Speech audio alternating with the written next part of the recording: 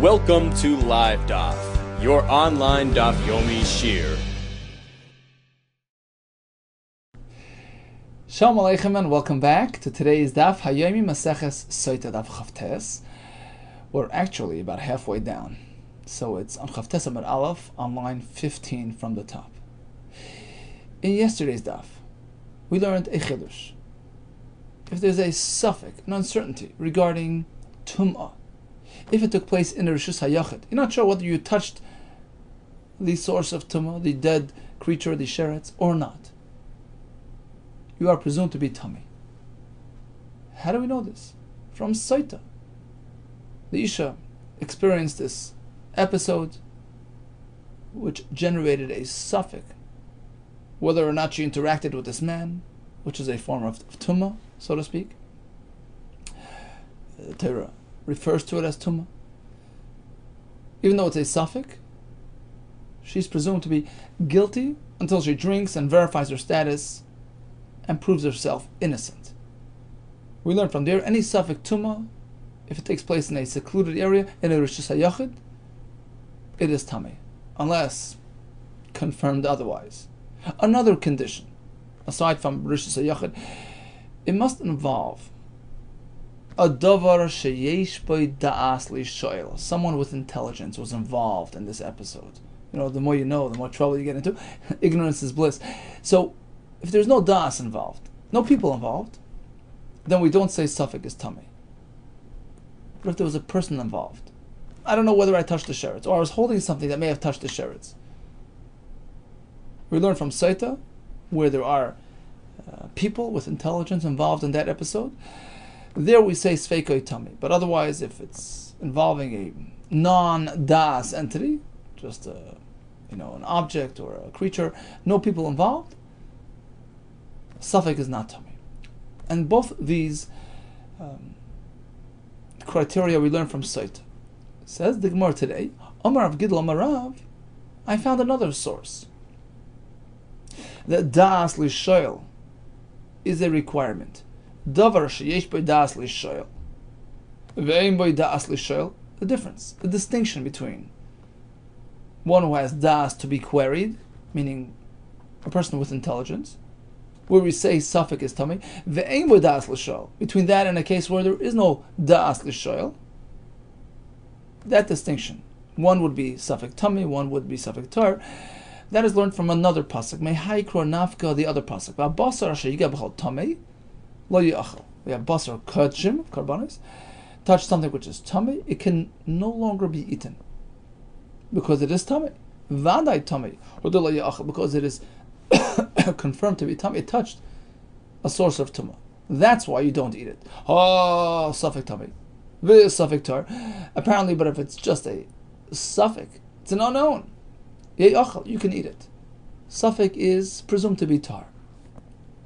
You have another pasuk which tells us otherwise. Amos Sefer, the second part of that same pasuk. V'abasar, who has the privilege, the right to eat basar karbanis? Only a fellow who is certainly tar, called tar yechal basar. A man who is confirmed to be tar, he can eat karbanis. He must be confirmed. Vadai tahar hu yechal basar. But let's say there is a suffix as to his status. Ha suffix tamei v'suffix tar lo yechal. He may not approach the karbanis. He may not eat. Suffix is problematic. And a minute ago you told me suffix is okay. What's the teretz? This must be the chiluk. This must be the answer. Elulav shmam. You know, we can deduce from here. It depends who's involved. A man with das, then we say suffix is tamei. Otherwise, suffix is tar. Kan sheyesh bo das lishoel, part 2 of the pasuk, which tells us that a suffix is a problem because it's a man. He has das lishoel. Kan she'ein bo das lishoel, part 1 of the pasuk, which seems to tell us that suffix is okay because we're speaking about a piece of meat with a sheretz, no man involved. Now, why do we need this pasuk and SOTAH as well? Both telling us the same thing. Suffix is only tummy when there is das lishoel. Answer is, both are needed. V'itzrich Rav Gidl Amarav, we need this pasuk. V'itzrich l'migmar SOTAH. Likewise, we must learn from SOTAH. Dima de Rav, if only the second pasuk, Rav is pasuk, Havamin, I would say, well, I understand. Das l'shoyel is a precondition.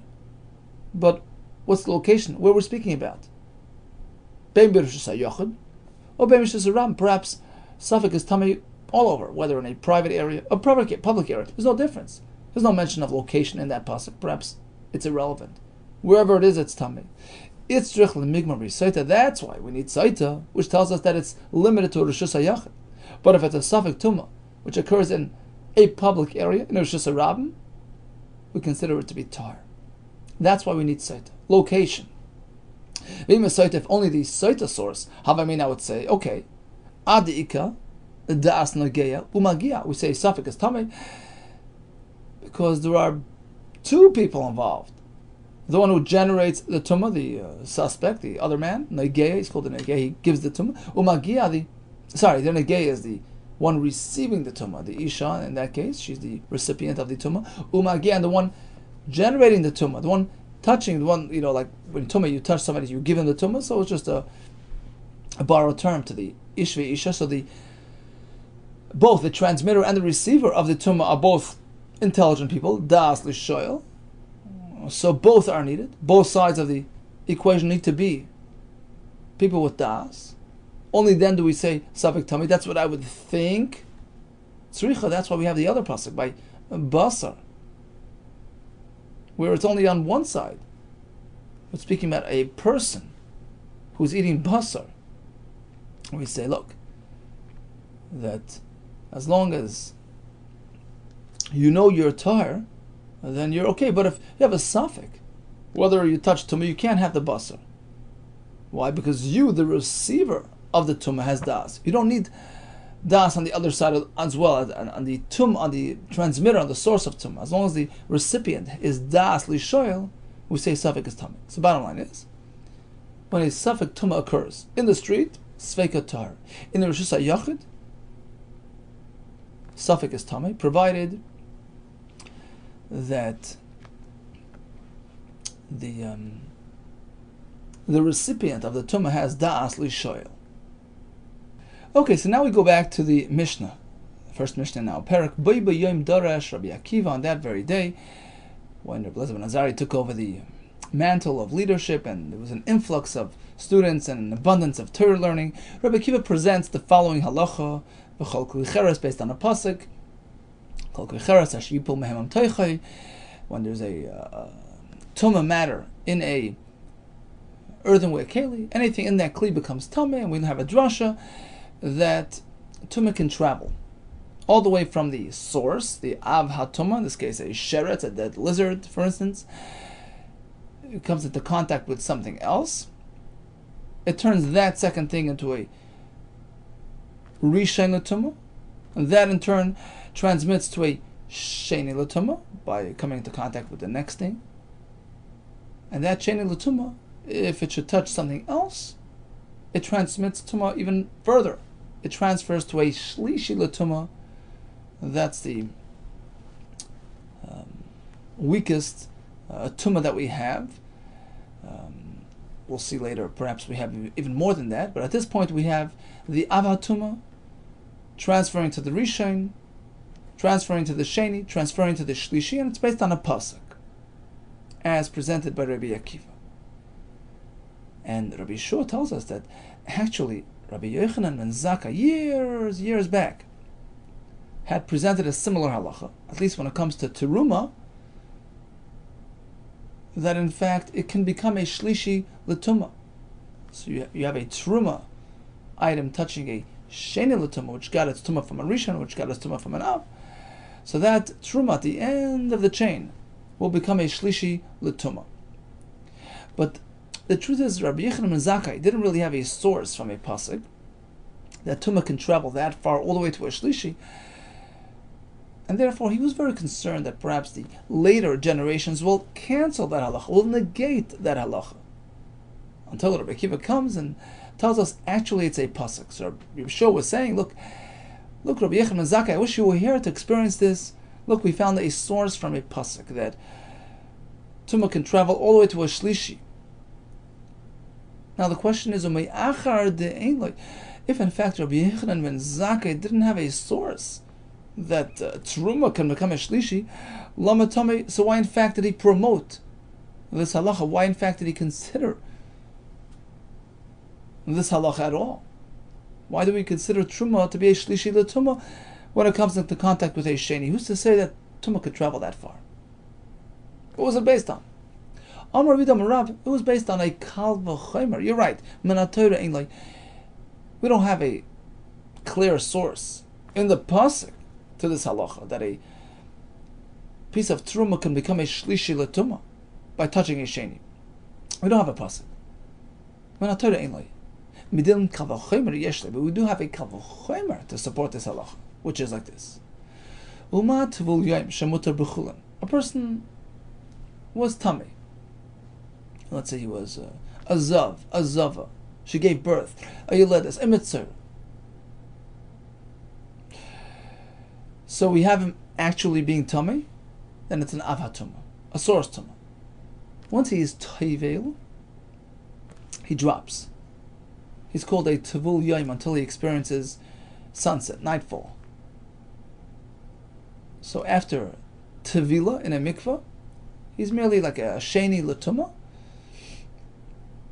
and he doesn't affect chulin. If it's not truma or kachem, he can touch it, he can handle it. No concerns of tumah there. He's regarded like a tahir with respect to chulin, which isn't so susceptible, which isn't so delicate, right?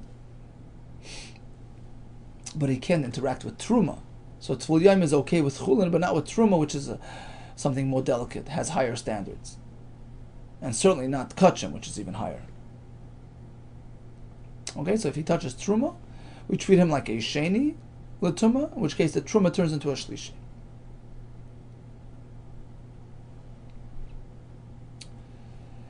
So that's going to be the Kal V'Chomer, which will prove to us that there is a concept of shlishi l'tumah by teruma. Uma Tvul Yom. We have this fellow called a Tvul Yom. Shemutar b'chulin. He's okay with chulin, doesn't affect chulin. Rashi brings it to Gemara. Yevamis, no concern with chulin at that point. Paisel b'truma, but if he touches truma, he makes it pasul. Again, this is based on a pasuk we have in Yevamis Daf Ayin Daled. It's kikar sheni shepasul b'chulin.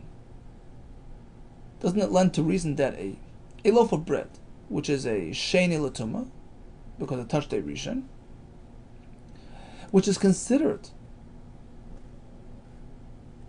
pasul by chulin, meaning it's a concern by chulin. It's considered tameh, even if it's chulin. Sheni is considered tumah with respect to chulin. Doesn't it lend to reason that sheni can now generate a shlishi l'tumah if it is truma, because it's more delicate and more susceptible than chulin? So the bottom line is, we find that a Tvul Yom poses no concern with chulin, but it does pose concern by truma. Certainly, an item which is a sheni l'tumah, which is considered tameh with respect to chulin, so it's a problem by chulin. Of course, it's a problem by truma. And Rashi says, well, to say that truma can become a sheni now, that's obvious. Why would it be worse than chulin? So evidently, the Kal V'Chomer will take it a step further. Will expand it. Will tell us that truma could even become a shlishi by touching that sheni. Although typically, when it comes to Kal V'Chomer, we say daya. You can't have the derivative stronger than the source. And here the source is the fact that a sheni can make chulin tamei. That's the source. Certainly, what? It could have the same effect by truma. Well, the same effect to make it a sheni. Obviously, why would truma be worse than chulin? Evidently, you have to go a step further. If sheni is a problem by chulin, then that sheni of chulin certainly can make a shlishi by truma if it touches truma. So truma is considered a step ahead, more susceptible, more delicate. And here we go. This is the source that if a truma item touches a sheni, it becomes a shlishi, in which case it's pasul, you can't eat it, it's disqualified. And that is Rabbi Yehuda ben Zakkai's source. Says the Gemara, 1 second. You can refute this Kal V'Chomer. You can disprove this halacha. What's your basis? What are you standing on? Tvul Yom, right? We found a phenomenon. We found something which is not a problem by chulin, but is a problem by truma. Certainly something which is a problem by chulin should pose a problem by truma, right? So your source was tvul yom. That's your starting point. Well, mala tvul yom shekein avatuma. You know why tvul yom, although it doesn't affect chulin, can affect truma? Because tvul yom is a source tuma. It's an avatuma. What do you mean? He's no longer an avatuma if he was tevel. Rashi says he's coming from an avatuma. He used to be a zav. So although he dropped down because he was teveled, but it's sourced in an avatuma, which is a very severe tumah. So maybe that can affect truma, but just a regular, loaf of bread which touched a rishon. So this loaf of bread is a sheni. It's not coming from an avatuma. It doesn't have that lineage. Who's to say that it can affect truma and make it a shlishi? Okay, says the Gemara. I understand. I accept it. I have an alternate source. Teisi mitvul yom desheretz. Our starting point was tvul yom, right? You're assuming we're speaking about a tvul yom who has yichus, who's coming from an avatuma, who used to be an avatuma, so he's very severe. No, we're speaking about a tvul yom that touched the sheretz. Right? Let's say I touched the sheretz, which makes me a rishon l'tumah, because the sheretz is the av. He transfers tumah to me, makes me a rishon. Or a kli, which touches sheretz. That kli is a rishon. Now you are tevel it. It's a tvul yom, which never was an avatuma, and we treat it as a sheni with respect to truma. So there's no concern with respect to chulin, but it does pose a concern for truma. That's the source. That's the starting point of this kal v'chomer. Right? If tvul yom of a sheretz can't be a concern can't affect chulin, but could affect truma. Certainly, a kikar, a loaf of bread, which is a sheni l'tumah, which is considered tamei for chulin, affects truma as well and makes it a shlishi. Okay, so we answered that problem. Says the Gemara, 1 second.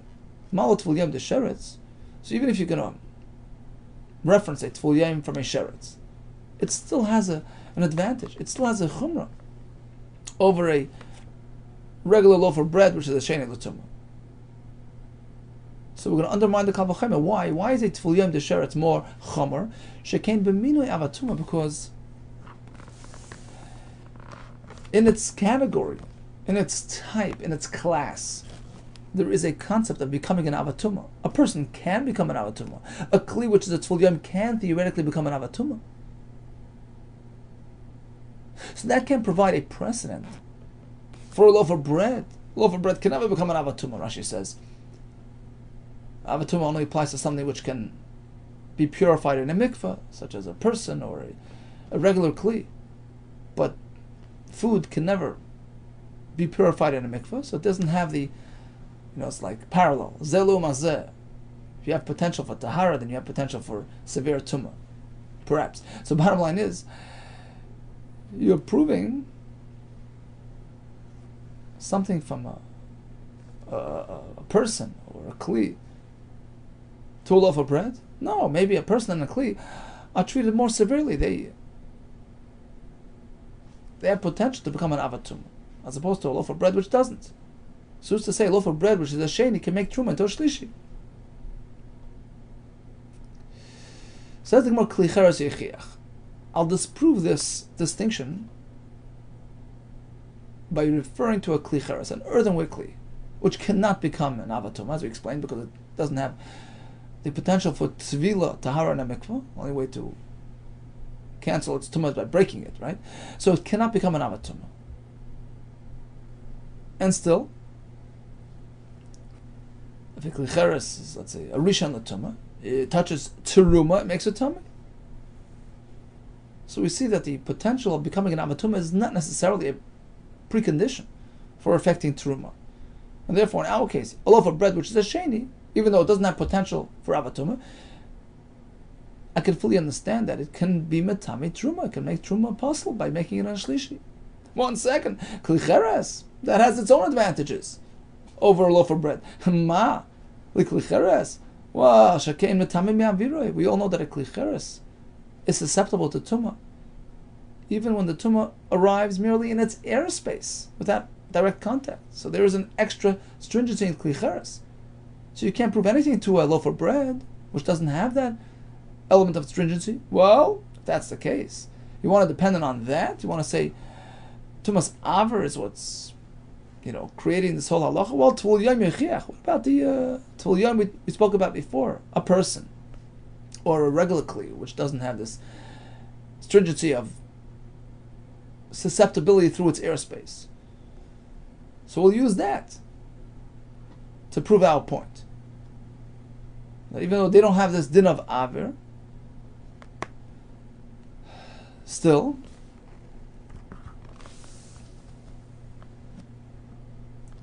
it can make truma possible, right? So basically, you can't say that the psul of truma is dependent upon potential for becoming an avatuma, because the klicheres can't have an avatuma and can still be metame truma. Well, klicheres has its own advantage, metame mi'aver.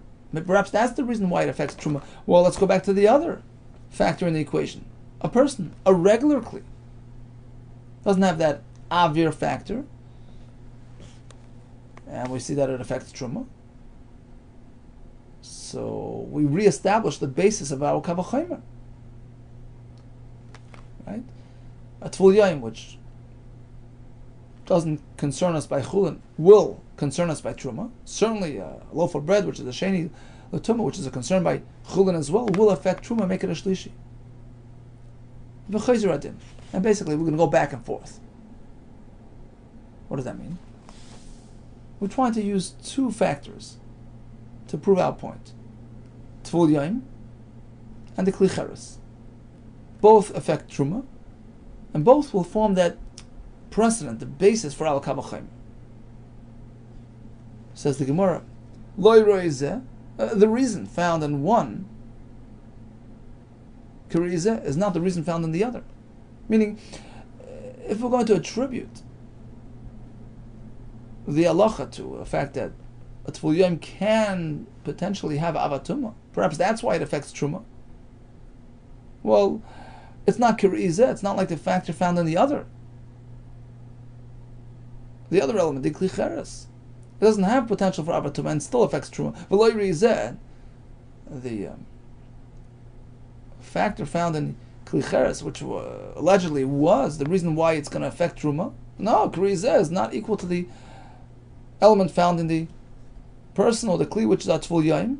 They don't have too much aver. So basically what we're trying to prove is that it's not dependent upon those factors, because those factors are not universal, not found everywhere. So what's the common denominator between a person or a kli, which are tvul yayim, and a kli cheres? Shemutarin b'chulin u'paislam b'truma.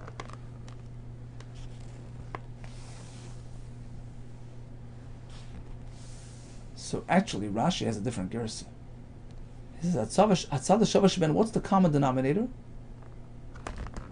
Shetmein, that they're tummy. Meaning, what are the two elements we're discussing now? Tvul Yayim, he's called tummy. Rashi brings a pasuk. A kilcheres that becomes tummy is also called tummy. Rashi brings a pasuk. And they have the potential to be paisal truma, to affect truma. Certainly, the loaf of bread, which is a sheni l'tumah, which is a concern even by chulin, considered sheni even by chulin. Of course, it can pose a concern for truma. So if it touches truma, it makes it a shlishi. There you go. There's al kavachamer. Let's see the Gemara again. What's the common denominator? Again, we're dealing with tvul yayim and klicheres. Rashi's ger is shetzmein. They're considered tamei.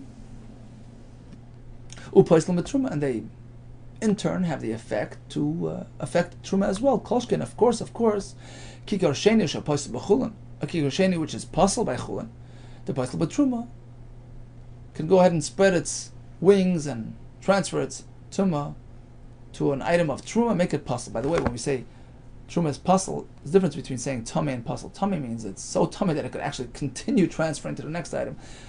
When we say that a shlishi by truma is pasul, it means dead end. That's the last stop. It's disqualified. You can't eat it. But the truma is no longer so potent that it can be transferred to the next. It's like the last stop. So, bottom line is, we have arrived. We were wondering, what was Rabbi Yechon ben Zakkai's raya that truma can become a shlishi? This is the raya. Kal v'chomer. Tvul yayim no concern by chulin, is a concern by truma. A regular sheni l'tuma, which is considered tamei by chulin, of course it can make a shlishi l'tuma by truma. Now, Rabbi Yehuda was concerned that perhaps the doyer acher will cancel this halacha, will negate this whole reasoning. How could you question? How could you challenge such a beautiful kal v'chomer? V'doyer acher parach, the other generation, might respond like this. They'll challenge the kal v'chomer. We have two precedents, right? We have tvul yom, we have kli cheres, that make truma, puzzle, right? Or tamei.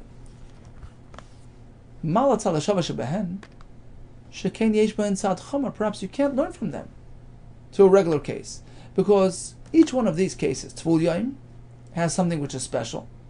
It can have a potential of an avatuma, like explained before, right?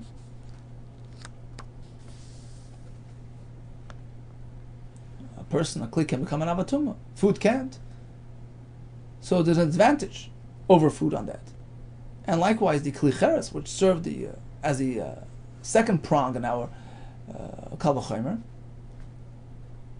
in our precedent, it was one of our precedents, so that also has a chumrah, because it has the tumas avir, which is not found by food. So you can't bring a raya from those two cases to food.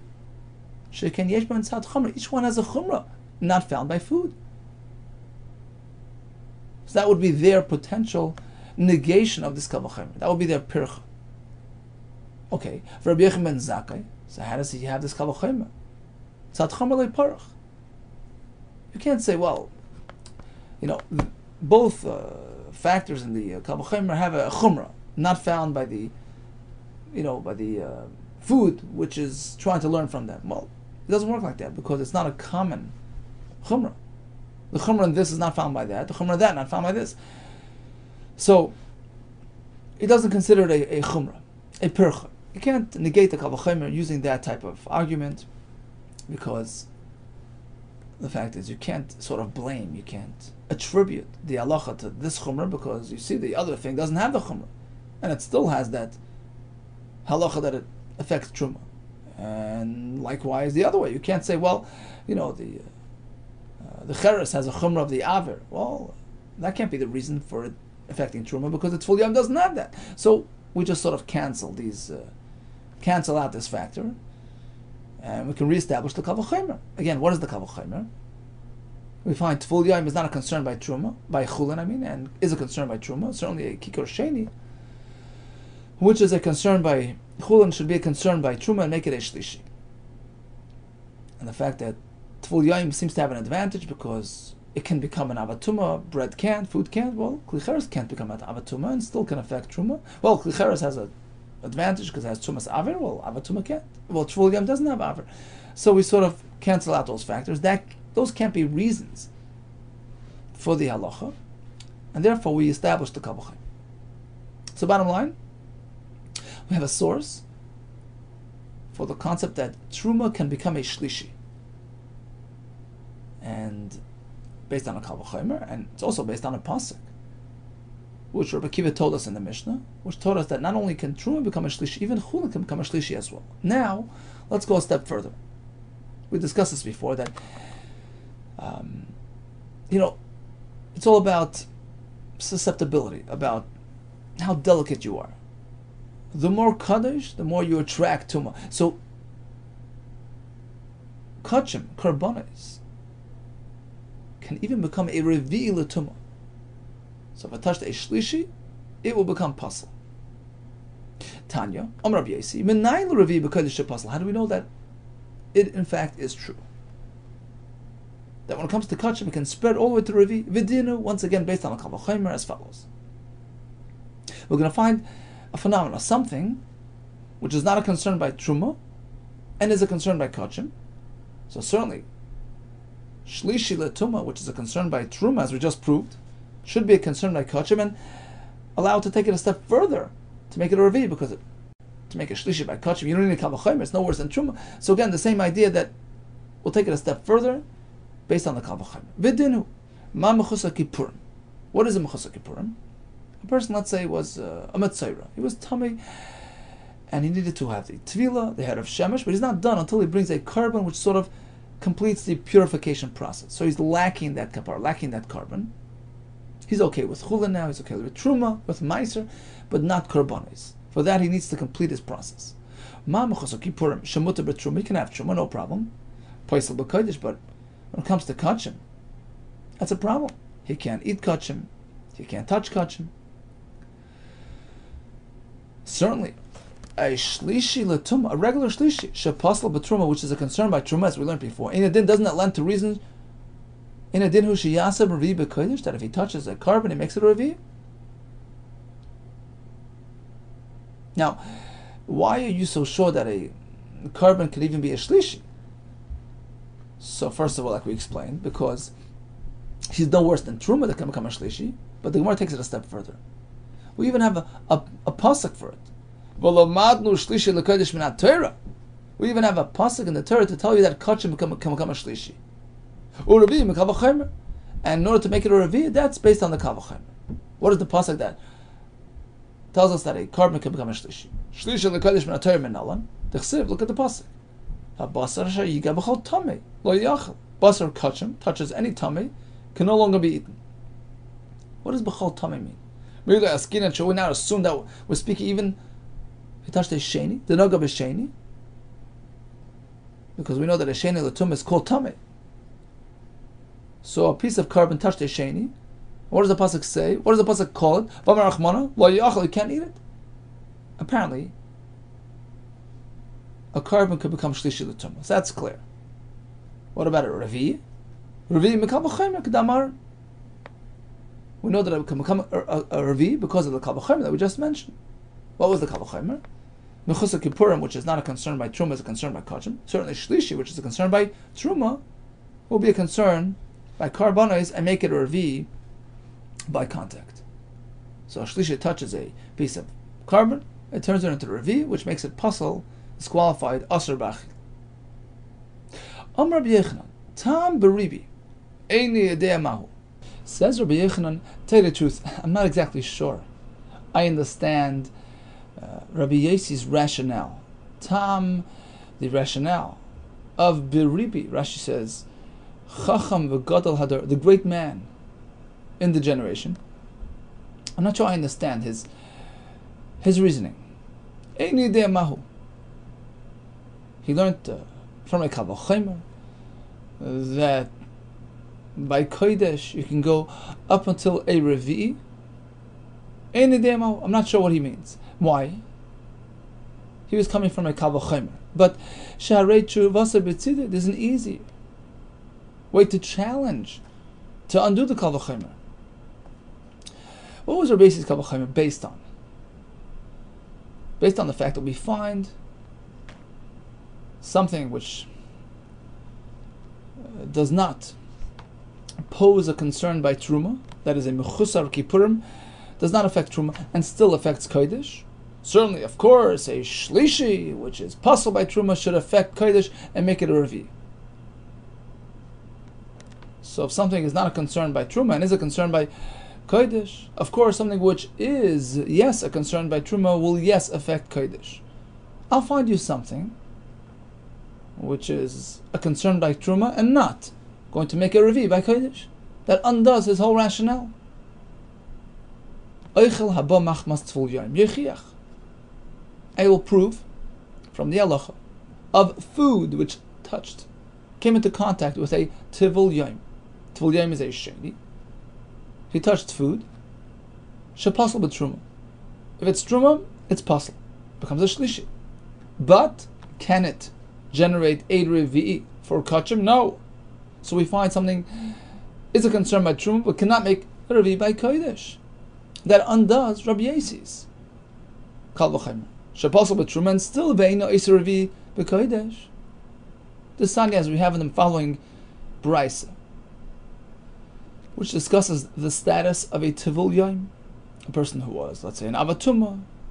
He was toivel. He's still awaiting sunset, hair of shemesh. He's called a tivul yom. He has the status of a sheni. And the question is,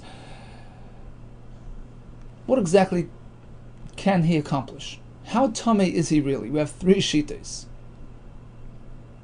One, Shita Abba Shol says, well, a Tvul Yom, with respect to karbanos, we treat him like a tamei, as though he's a rishon l'tumah, which can then make a sheni, which can make a shlishi, which can make a revi. Rabbi Meir says, no, he's like a sheni, which can only make a shlishi, which can make a revi. And the Rabbanon say, he's a sheni, and he can make a shlishi, but that's it. The shlishi can never turn into a revi, even if it's kachim. So we're going to find that there's a concern for truma, but he still cannot make a revi, which undoes Rabbi Yessi's premise that if something is a concern for truma, it can make a revi for kachim. Okay, let's see the brisa inside. The Sanya, Abba Sholeimer, Tvul Yom. What status do we give a Tvul Yom? Techila. He's considered a techila, a rishon l'tumah, with respect l'kodesh to karbanos, which means latamish naim. If he touches something, it becomes a sheni, which in turn can make a shlishi. V'lifsel echad, which in turn, when it touches that last item, number 4, makes it puzzle. As we explained before, puzzle just means that it stops there. It makes it disqualified from use, and it's not really something that can transfer further. But yeah, he can make a revi for kodesh. Remeir no, metayamash na echad. Tvul Yom is merely a sheni, even with respect to karbanos. He can transfer to the next thing, which becomes a shlishi, upaisel echad, which then can make a revi. Chacham Aimim no, a Tvul Yom can never create a revi. Kashem shepaisel oichle truma, mashke truma. Just as when he comes into contact with food or drink of truma, what happens?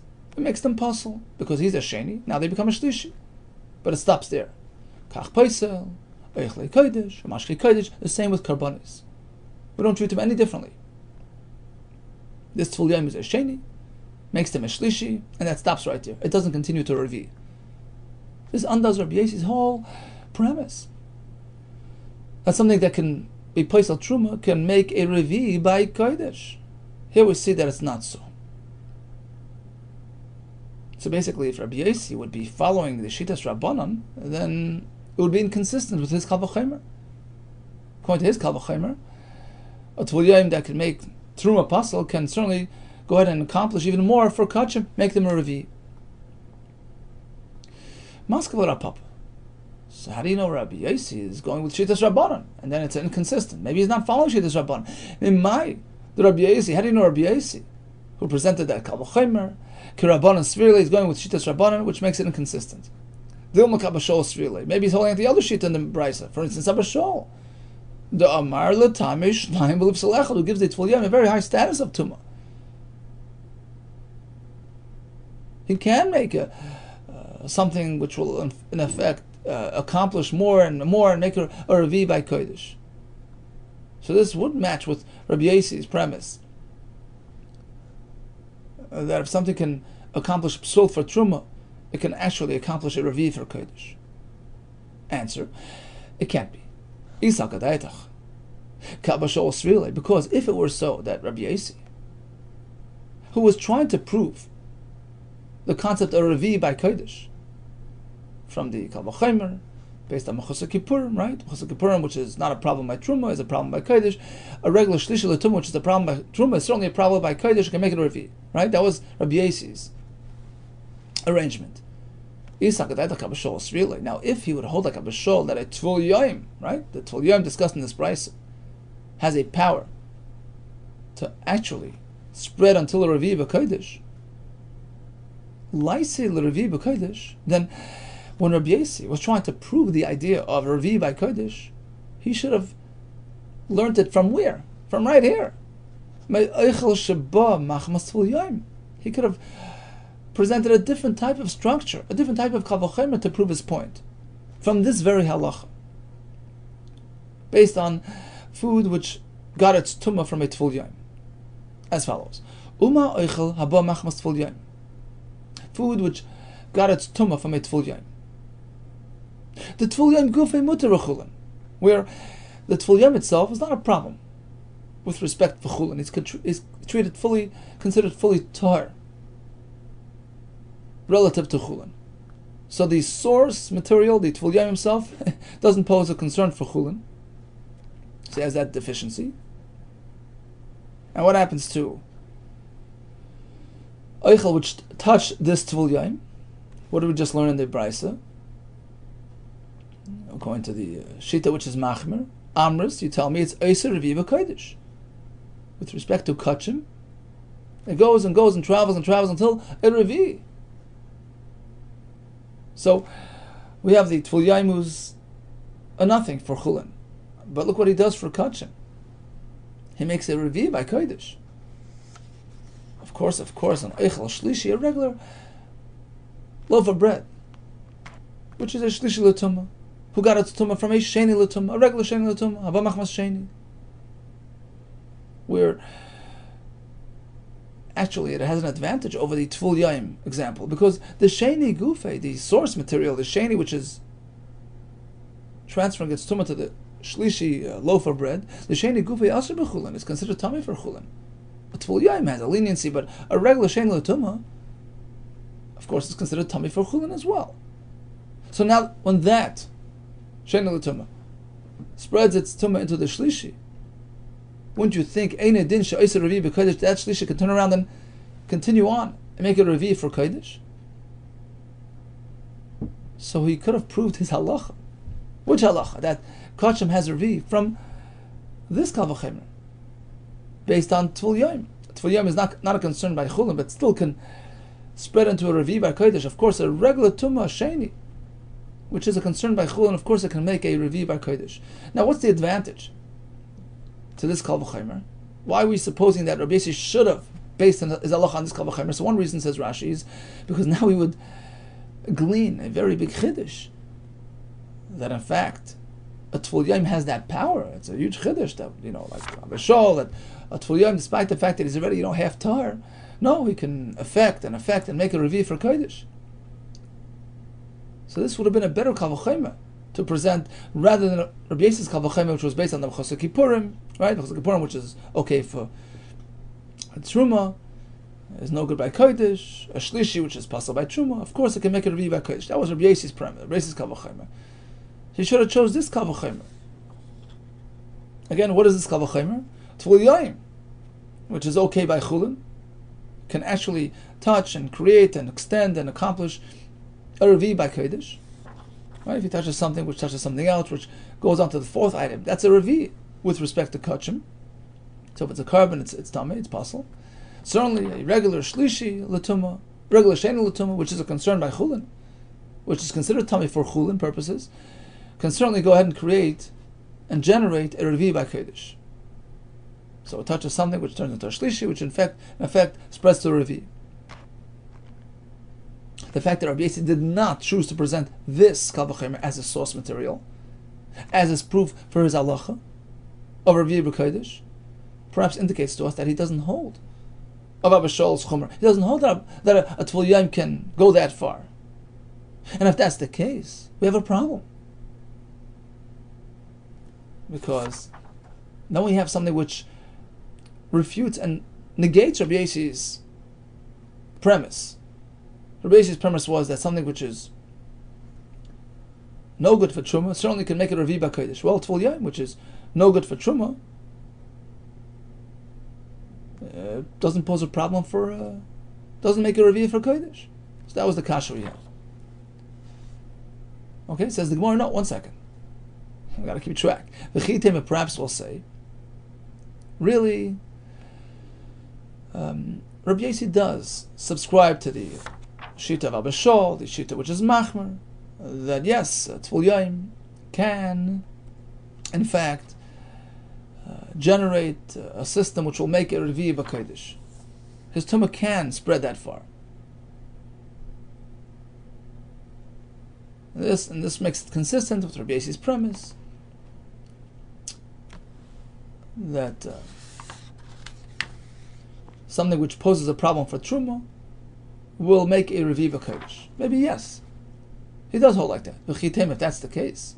Right, so one second. So why didn't he mention this as his source material? Perhaps you'll say, because he felt it wasn't a proper proof. You can't base a Kal V'chomer on a Tvul Yom. That's why he didn't use that as his proof. Why? Ma Tvul Yom she can have a tumah. Keep in mind, a Tvul Yom, although today is, halfway through the process, but he used to be an Avatuma.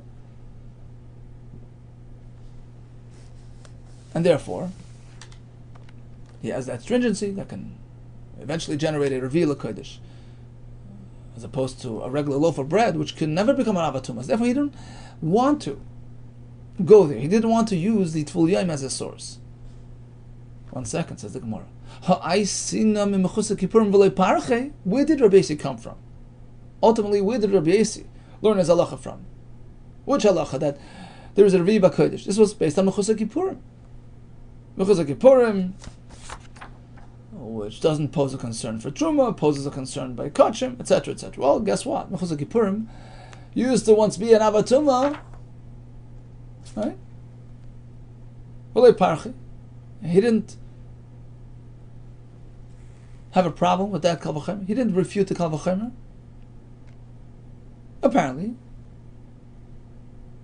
the fact that somebody used to be an Avatuma, well, past is past, doesn't concern Rabbi Yossi. If that's the case.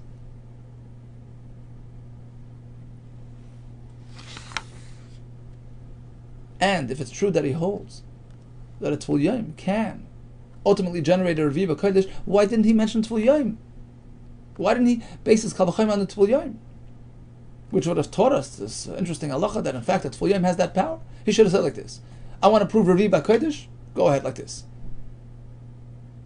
Tvul Yom, which is perfectly fine for Chulin, can create a Revi'ah Kodesh. Certainly a loaf of bread which is a Shlishi L'Tumah, got its Tumah from a regular Sheni L'Tumah. Of course it can make a Revi'ah Kodesh.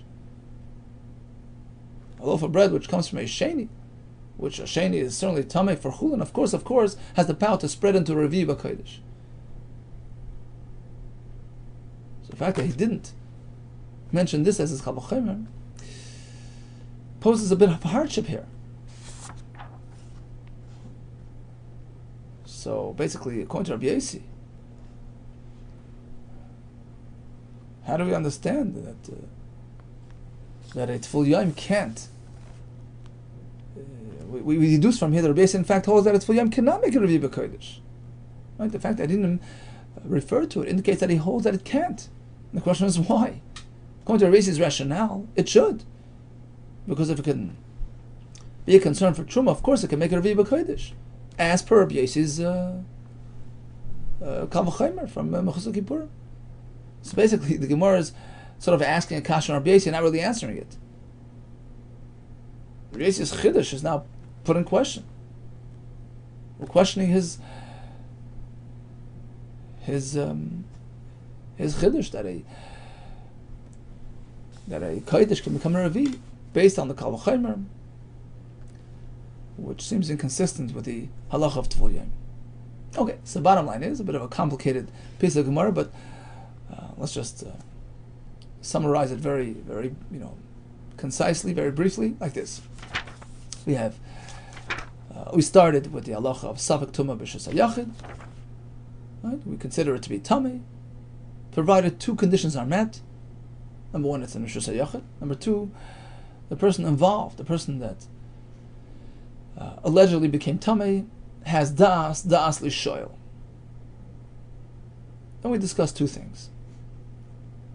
The fact that Truma can become a Shlishi, and the fact that Kachim can become a Revi'ah. Right? So if an Avatuma touches something which touches something else, that's a Shlishi. And that in fact can transfer to the next item, a Revi'ah.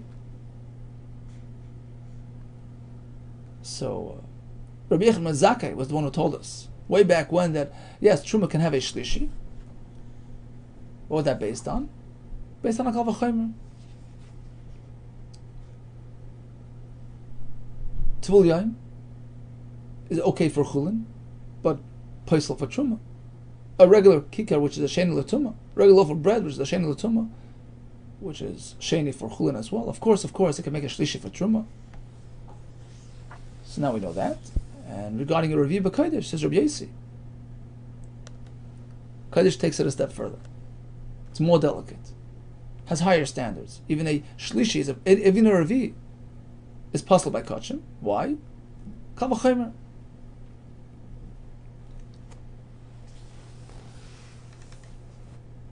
Mechusah Kippurim, which is okay for truma, is no good for kodesh. A regular shlishi, which is possible by truma, certainly can make it a revi b'kodesh. How do we know shlishi is possible for truma? Well, first of all, we have a kavachayim a minute ago. Number two, we have a pasuk. Habasar ashiga b'chol tamei lo yachel, indicating to us that even a basar kodesh, which touched a sheni, cannot be eaten. Apparently, kachim can become a shlishi l'tumah. And the revi, that's based on the kavachayim. Atzlacha Rabba, all the best to you and Besureis Teves.